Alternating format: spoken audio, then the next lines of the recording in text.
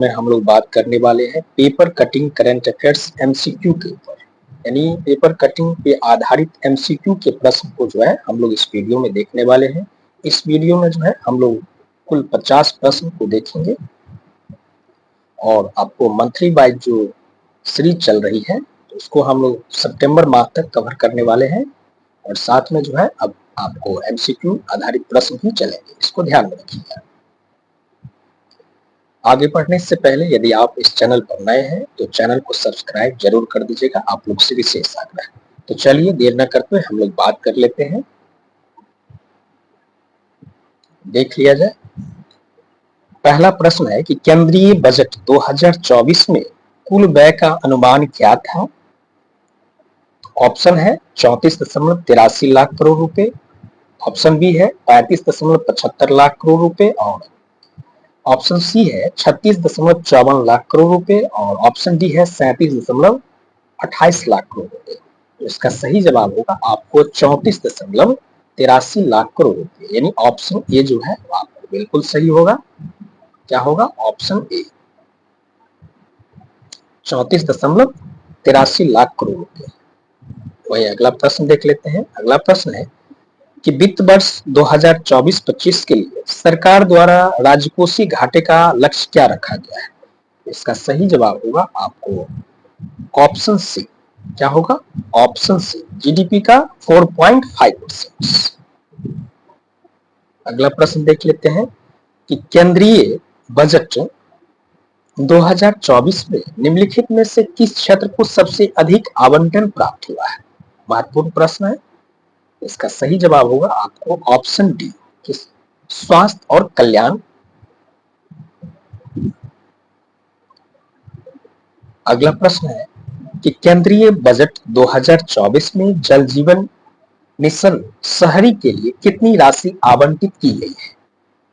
इसका सही जवाब होगा ऑप्शन बी। क्या होगा?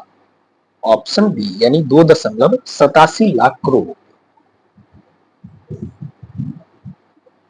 वही अगला प्रश्न है कि देश में सड़क बुनियादी ढांचे में सुधार के लिए केंद्रीय बजट 2024 में घोषित नई केंद्र प्रायोजित योजना का नाम क्या है? इसका सही जवाब होगा प्रधानमंत्री गति शक्ति, यानी ऑप्शन सी। 5 का सी हो जाएगा, सी फॉर चाइना, प्रधानमंत्री गति शक्ति। प्रश्न संख्या 6 है कि केंद्रीय बजट 2024 में राष्ट्रीय मुद्रीकरण पाइपलाइन के लिए कितनी राशि आवंटित की गई? इसका सही जवाब होगा आपको 2.5 लाख करोड़ रुपए, यानी ऑप्शन डी। वही अगला है प्रश्न संख्या 7, केंद्रीय बजट 2024 में निम्नलिखित में से कौन सा कर समाप्त कर दिया गया है? महत्वपूर्ण प्रश्न है। इसका सही जवाब होगा कृषि अवसंरचना और विकास उपकर, यानी 7 का डी हो जाएगा, कृषि अवसंरचना और विकास उपकर। वही अगले प्रश्न की ओर चलते हैं। प्रश्न संख्या 8। प्रश्न संख्या 8 है कि केंद्रीय बजट 2024 में राष्ट्रीय हाइड्रोजन ऊर्जा मिशन के लिए कितनी राशि आवंटित की गई है? इसका सही जवाब होगा 1000 करोड़, यानी 8 का जो हो जाएगा बी हो जाएगा, बी फॉर बॉल, 1000 करोड़। वही अगला प्रश्न है कि निम्नलिखित में से किस राज्य को केंद्रीय बजट 2024 में केंद्रीय करों और शुल्कों का सबसे अधिक हिस्सा प्राप्त हुआ है? इसका सही जवाब हो जाएगा उत्तर प्रदेश, 9 का उत्तर प्रदेश, यानी 9 का ए। ये अगला प्रश्न है कि देश में डिजिटल भुगतान को बढ़ावा देने के लिए केंद्रीय बजट 2024 में निम्नलिखित में से किस नई पहल की घोषणा की गई है? इसका हो जाएगा आपको ERUPI, यानी ऑप्शन ए हो जाएगा, 10 का ए हो जाएगा, ए फॉर एप्पल, 10 का क्या हो जाएगा? एप्पल, यानी ERUPI। वही प्रश्न संख्या 11 है कि केंद्रीय बजट 2024 में राष्ट्रीय शिक्षा मिशन के लिए कितनी राशि आवंटित की गई? इसका सही जवाब हो जाएगा 11 का डी, यानी 11 का क्या हो जाएगा, डी हो जाएगा। वहीं अगला है प्रश्न संख्या 12, केंद्रीय बजट 2024 में राष्ट्रीय अनुसंधान फाउंडेशन के लिए कितनी राशि आवंटित की गई? तो प्रश्न संख्या 12 का हो जाएगा आपको ऑप्शन सी, क्या हो जाएगा, 12 का ऑप्शन सी हो जाएगा, सी फॉर चाइना। अगला प्रश्न देख लेते हैं कि कोविड-19 पीड़ितों के परिवारों को वित्तीय सहायता प्रदान करने के लिए केंद्रीय बजट 2024 में निम्नलिखित में से किस नई योजना की घोषणा की गई?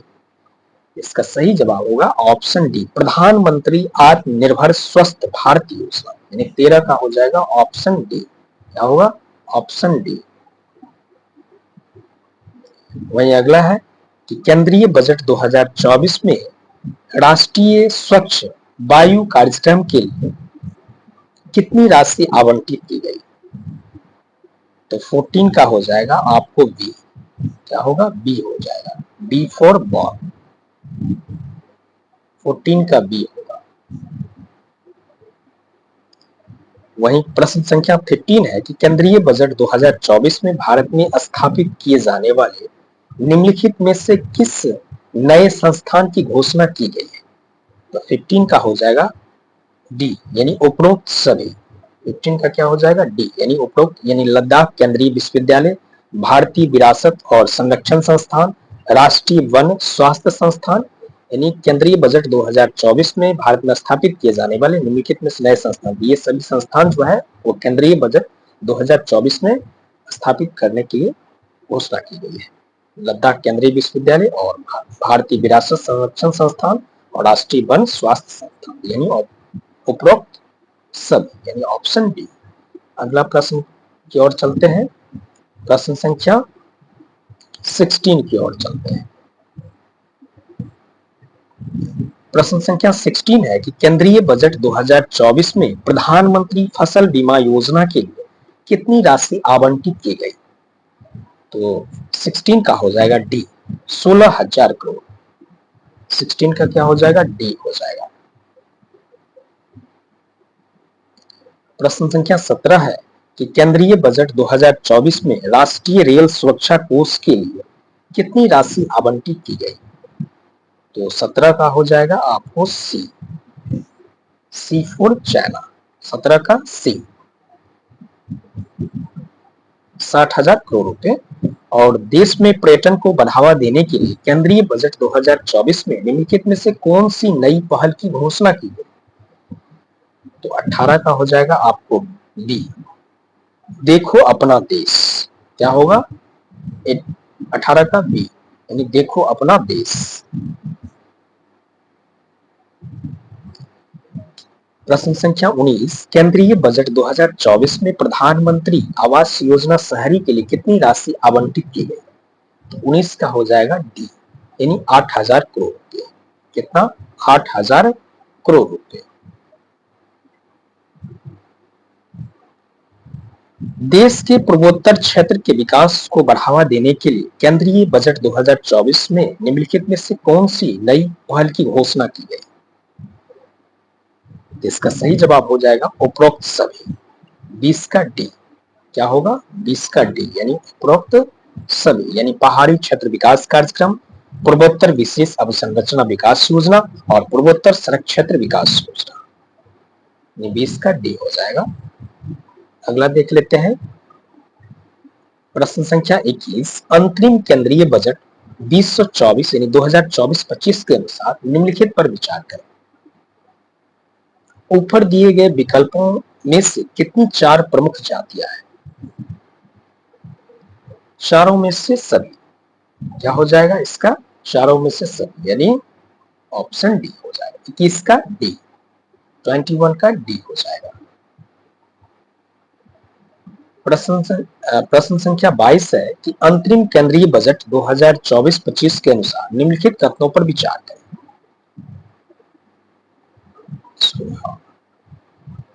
देख लिया जाए, निम्नलिखित कथन पर विचार करें। पहला स्टेटमेंट है कि पीएम विश्वकर्मा योजना विशेष रूप से कमजोर आदिवासी समूहों तक पहुंचती है। दूसरा है कि पीएम जनमन योजना 18 ट्रेंडों में लगे कारीगरों और ट्रेडों में लगे कारीगरों और शिल्पकारों को अंत से अंत सहायता प्रदान करती है। ऊपर दिए गए कथन में से कौन सा सही है? तो प्रश्न संख्या 22 का हो जाएगा आपको डी। क्या हो जाएगा 22 का? डी। यानी 22 का डी हो जाएगा, ना तो एक और ना ही दो। अगला प्रश्न देख लेते हैं, प्रश्न संख्या 23 देख लेते हैं। प्रश्न संख्या 23 है कि वार्षिक केंद्रीय बजट लोकसभा द्वारा कब पारित नहीं किया जाता है?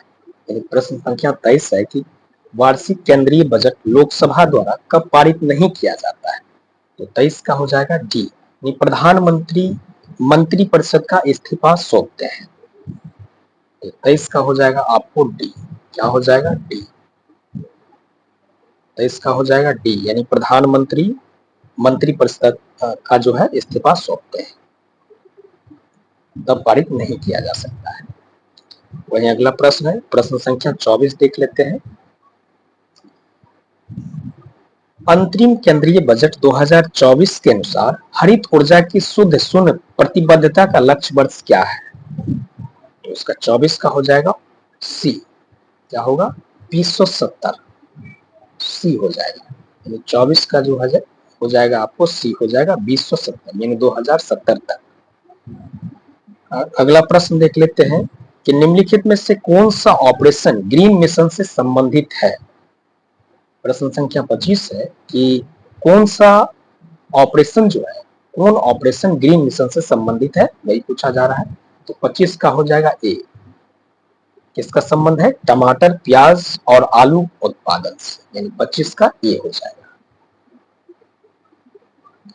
प्रश्न संख्या 26 है कि निम्नलिखित में से कौन सी नीति योजना 5 लाख एकड़ भूमि को जैविक खेती के अंतर्गत लाती है? तो 26 का हो जाएगा परंपरागत कृषि विकास योजना, यानी 26 का बी हो जाएगा। क्या हो जाएगा? बी। बी फॉर बॉल, परंपरागत कृषि विकास योजना। वही अगला प्रश्न है 27 नंबर कि बुनियादी ढांचे के अनुबंधों पीपीपी और सार्वजनिक उपयोगिताओं में समस्या को हल करने के लिए कौन सा विधेयक पारित करने का प्रस्ताव किया गया था? तो 27 का हो जाएगा आपको सी। सी फॉर चाइना, सार्वजनिक उपयोगिता विवाद समाधान विधेयक। 27 का सी, सार्वजनिक उपयोगिता विवाद समाधान विधेयक। वही अगला प्रश्न है 28 नंबर कि किस योजना के तहत समान बीमा योजनाओं पर सेवा कर से छूट दी जाएगी? यानी किस योजना के तहत समान बीमा योजनाओं पर सेवा कर से छूट दी जाएगी? तो 28 का हो जाएगा डी। क्या हो जाएगा? 28 का डी।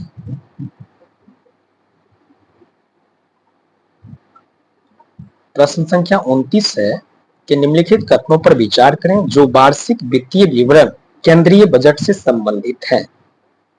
तो पहला स्टेटमेंट है कि वार्षिक वित्तीय विवरण को 3 भागों में विभाजित किया जाता है, समेकित निधि, आकस्मिकता निधि और सार्वजनिक खाता। तो पहला स्टेटमेंट हो गया। अब हम लोग दूसरा स्टेटमेंट देख लेते हैं। दूसरा स्टेटमेंट जो है आपको यहाँ है, यहाँ देख सकते हैं कि सरकार द्वारा जुटाए गए सभी राजस्व, उधार लिया गया धन और सरकार द्वारा दिए गए ऋणों से प्राप्त भारत की समेकित निधि में प्रवाहित होती है। दूसरा स्टेटमेंट है। तीसरा स्टेटमेंट है कि संविधान के अनुच्छेद 112 के अनुसार सरकार को प्रत्येक वित्तीय वर्ष के संबंध में अनुमानित प्राप्तियों और व्यय का विवरण संसद में प्रस्तुत करना आवश्यक होता है।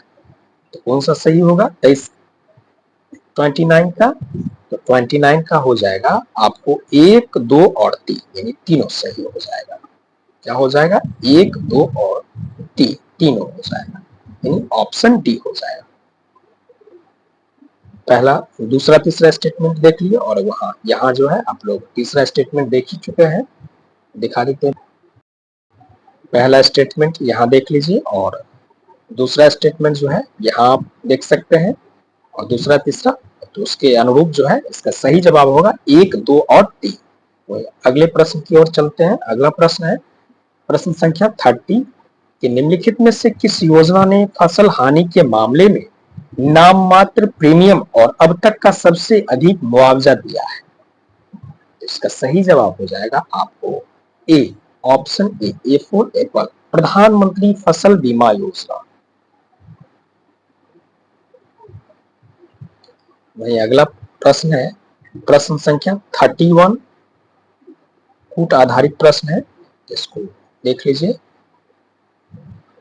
कि निम्नलिखित कथनों पर विचार करें जो मुद्रा योजना से संबंधित है। इसे शुरू में भारतीय लघु उद्योग विकास बैंक की पूर्ण स्वामित्व वाली सहायक कंपनी के रूप में बनाया गया था, जिसमें 100% पूंजी का योगदान इसके द्वारा किया गया था। दूसरा है, इस योजना के अनुसार ऋण पूर्व निर्धारित क्रेडिट सीमा के साथ मुद्रा क्रेडिट कार्ड के माध्यम से जारी किया जाता है और पुनर्भुगतान अवधि 7 वर्ष तक होती है। तो इसके अनुरूप जो है 31 का हो जाएगा आपको सी, 1 और 2 दोनों। क्या हो जाएगा 31 का सी फोर चाना, यानी 1 और 2 दोनों हो जाएगा। वही अगला प्रश्न देख लेते हैं 32 नंबर हम लोग प्रश्न देख लेते हैं। 32 नंबर प्रश्न है कि निम्नलिखित में से कौन सी योजना खेतों में मवेशियों के गोबर और ठोस पदार्थों के प्रबंधन और रूपांतरण से संबंधित है? तो 32 का हो जाएगा ए, जैविक जैव कृषि संसाधन धन को बढ़ावा देना। क्या हो 32 का हो जाएगा ए, यानी ए फॉर एप्पल, जैविक जैव कृषि संसाधन धन को बढ़ावा देना। 32 का ए हो जाएगा। प्रश्न संख्या 33 है कि निम्नलिखित कथन पर विचार करें। केंद्रीय बजट वास्तव में व्यवसाय अनुमान तैयार करने की प्रक्रिया है। दूसरा है कि बजटीय नियंत्रण केंद्रीय बजट के आधार पर प्रदर्शन प्राप्त करने का साधन है। केंद्रीय बजट बजटिंग और बजटीय नियंत्रण के बारे में निम्नलिखित कथन में से कौन सा कथन सही है, ये पूछा जा रहा है 33 में। तो अब हम लोग स्टेटमेंट देख लेते हैं, ऑप्शन देख लेते हैं। चलिए देख लिया जाए, क्वेश्चन आप लोग देख लिए, अब देख लेते हैं कि इसका सही जवाब क्या होगा। 33 का ऑप्शन जो है हाँ है, देख लेते हैं। तो ये रहा 33 का ऑप्शन। इसका सही जवाब जो होगा आपको 33 का बी होगा, केवल 2 होगा। क्या होगा 33 का केवल 2, यानी दूसरा स्टेटमेंट जो है ये सही होगा। यानी देख लीजिए, यानी बजटीय नियंत्रण केंद्रीय बजट के आधार पर प्रदर्शन प्राप्त करने का साधन है। अब हम लोग 34 की तरफ चलते हैं, प्रश्न संख्या 34 की तरफ चलते हैं, देख लिया जाए। प्रश्न संख्या 34 है कि केंद्रीय बजट बजटिंग और बजटीय नियंत्रण के बारे में निम्नलिखित कथन पर विचार करें। पहला है कि बजटीय नियंत्रण एक व्यापक अवधारणा है, जबकि केंद्रीय बजट बजटिंग संकीर्ण अवधारणा है। दूसरा है कि केंद्रीय बजट व्यवसाय अनुमान तैयार करने की प्रक्रिया है। निम्नलिखित में से कौन सा कथन सही है? 34 का हो जाएगा ए, केवल एक। ये पहला स्टेटमेंट जो है वो बिल्कुल सही है, यानी ऑप्शन ए 34 का ए हो जाएगा। वही अगला है कि स्वतंत्र भारत के पहले वित्त मंत्री कौन थे? 35 नंबर यानी 35 नंबर प्रश्न पूछा जा रहा है कि स्वतंत्र भारत के पहले वित्त मंत्री कौन थे? 35 का हो जाएगा ए। क्या होगा ए, एक मिनट, 35 का क्या हो जाएगा ए हो जाएगा। 36 नंबर है कि भारत के संघ केंद्रीय बजट के घटकों में से सही घटक का चयन करें। इसका सही जवाब होगा एक और यानी ए और बी दोनों, यानी ऑप्शन डी हो जाएगा। यानी 36 का डी होगा, यानी ए और बी दोनों, यानी ऑप्शन डी हो जाएगा इसका सही जवाब। 36 का डी यानी ए और बी दोनों होगा। वही अगला प्रश्न है 37 नंबर कि निम्नलिखित में से कौन सा भारतीय केंद्रीय बजट का उद्देश्य नहीं है? 37 हो जाएगा। तो 37 नंबर का सही जवाब होगा केवल 3, यानी सामाजिक स्थिरता प्राप्त करना, ये जो है नहीं है। इसका 37 का क्या होगा सी होगा। अगले प्रश्न की ओर चलते हैं हम लोग। अगला प्रश्न है 38 नंबर कि सरकारी केंद्रीय बजट के अंतर्गत आने वाले जीएसटी के बारे में क्या कहा जा सकता है? तो 38 नंबर का सही जवाब होगा ए। क्या होगा? 38 का ए यानी अप्रत्यक्ष कर। 38 का ए हो जाएगा। वही 39 नंबर प्रश्न है कि पंचवर्षीय आर्थिक नियोजन में किस प्रकार के व्यय का उल्लेख किया जाता है? तो 39 का हो जाएगा आपको बी। क्या होगा? बी योजना व्यय। 39 का क्या होगा? बी यानी वो योजना व्यय होगा। वही अगला प्रश्न है 40 नंबर यानी 40 नंबर प्रश्न है कि निम्नलिखित में से पूंजीगत व्यय चुने। तो 40 का हो जाएगा आपको बी। क्या होगा? बी शेयर खरीद। 40 का बी। अब हम लोग 41 नंबर प्रश्न की ओर चलते हैं। कुल जो है हम लोग इस वीडियो में 50 प्रश्न को देखने वाले हैं। अगला प्रश्न है कि विभिन्न सरकारी विभागों के दैनिक खर्चों और सुचारू कामकाज के लिए किस प्रकार का व्यय किया जाता है? तो 41 का हो जाएगा आपको ए राजस्व व्यय। क्या होगा? राजस्व व्यय यानी ऑप्शन ए हो जाएगा। वही अगला है 42 नंबर कि निर्मला सीतारमन ने वर्ष 2024 में 2024 में केंद्रीय बजट पेश किया, उन्होंने ऐसा किस समय किया?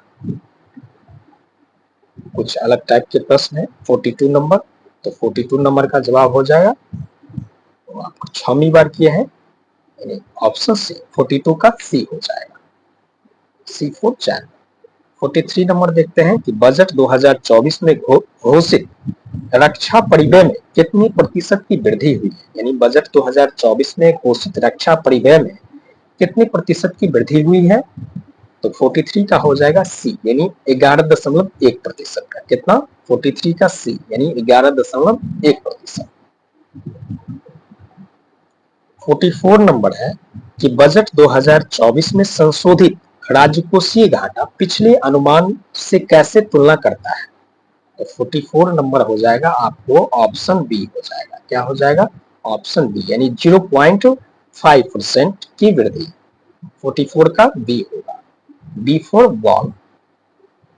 45 नंबर है कि वित्तीय वर्ष 2024-25 में राष्ट्रीय निवेश और अवसंरचना कोष के लिए प्रस्तावित बजट आवंटन क्या है? तो 45 का हो जाएगा सी। क्या होगा? सी हो जाएगा। 45 नंबर आंसर क्या होगा? सी होगा। सी फॉर चैन। 45 का सी। अब हम लोग 46 नंबर प्रश्न की ओर चलते हैं। तो 46 नंबर प्रश्न यहाँ देख सकते हैं कि खुरपक्का और मुंहपक्का रोगों की रोकथाम में निवेश भारत के दुधारू पशुओं की उपज को बेहतर बनाने में कैसे योगदान दे सकता है? तो 46 का राइट जवाब होगा ऑप्शन डी। क्या होगा? ऑप्शन डी यानी दुधारू पशु उत्पादकता को सीमित करने वाले एक प्रमुख कारक को संबोधित करके। तो 46 का हो जाएगा डी। अगला है कि शून्य आधारित बजट की अवधारणा किस केंद्रीय बजट में पेश की गई थी? 47 नंबर प्रश्न है कि शून्य आधारित बजट की अवधारणा किस केंद्रीय बजट में पेश की गई? इसका 47 का हो जाएगा सी यानी 2016-17 में। यानी 47 का सी 2016-17 में शून्य आधारित बजट की अवधारणा पेश की गई 2016-17। वही अगला है 48 नंबर कि वित्तीय वर्ष 2024-25 के लिए केंद्रीय बजट में कुल अनुमानित व्यय क्या है? 48 का हो जाएगा आपको ऑप्शन बी। 48 का बी। क्या होगा? B. B for ball. 49 number है कि बजट 2024-25 में कुल पूंजीगत व्यय कितना है? तो इसका सही जवाब होगा 49 का डी। 49 का क्या हो जाएगा? डी। और 50 नंबर प्रश्न पूछा जा रहा है कि वित्तीय वर्ष 2024-25 के लिए अनुमानित राजकोषीय घाटा नाममात्र सकल घरेलू उत्पाद के प्रतिशत के रूप में क्या है? तो 50 का हो जाएगा ऑप्शन ए 5.1%। तो ये था आपको पेपर कटिंग करंट अफेयर्स पर आधारित